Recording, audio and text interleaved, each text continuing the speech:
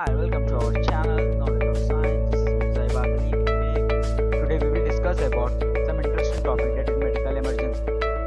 In this video, basically we will discuss about 5 points, that is acute coronary syndrome (ACS), airway obstruction, arterial bleeding, asthma, chronic obstruction pulmonary disease (COPD). Acute coronary syndrome. Most heart attacks caused by the rupture of the plaque in the coronary artery. You can see in this diagram.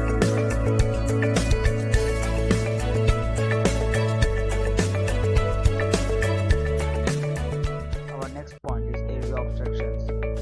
It is a complete or partial obstruction of the oropharynx or nasopharynx or larynx or trachea with the impairment of the gas system, which is caused by the foreign bodies, anatomically abnormalities, allergic reaction, or the infection or the trauma. Arterial bleeding, which is caused the damage of the arteries by a disease or another health condition. It is one of the major causes, and it forms the trauma to the blood vessels and the surgery erosion of the artery by an ulcer and infection or the cancer. Asthma. Many of you guys know about asthma. The asthma is caused by the episodic bronchospasm, which is caused under the exposure of the allergens such as smoke, pollutants, cold air, and the tragedy of the airway inflammation. Our next point is the chronic obstruction pulmonary disease (COPD) or the extirpation.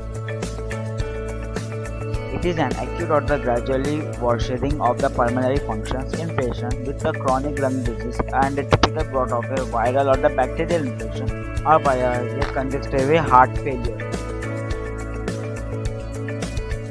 Now we will move to treatment. Acute coronary syndrome.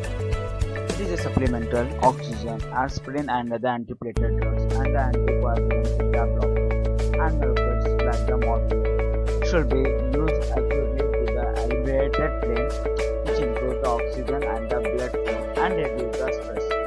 Airway obstructions. When a foreign body airway obstruction is treated using a Henkit maneuvers in adults and back blows and chest thrusts and in infants and children, it may be life-saving interventions. Arterial bleeding. Arterial bleeding from the vessel in an arm or hand can often be controlled with a pressure applied directly over the bleeding vessel or just a proximal to it.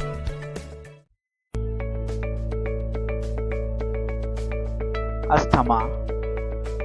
Supplemental oxygen should be supplied and the patient should be given inhaled bronchodilator, example albuterol and the inhalertron.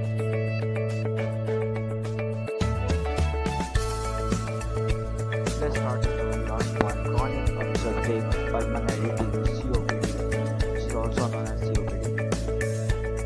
Oxygen is supplied to the patient, which is carefully monitored clinically, and it is the continual oximeter should be used and the arterial blood level checked when there is a clinical dependency respiratory failure. You can see the diagram.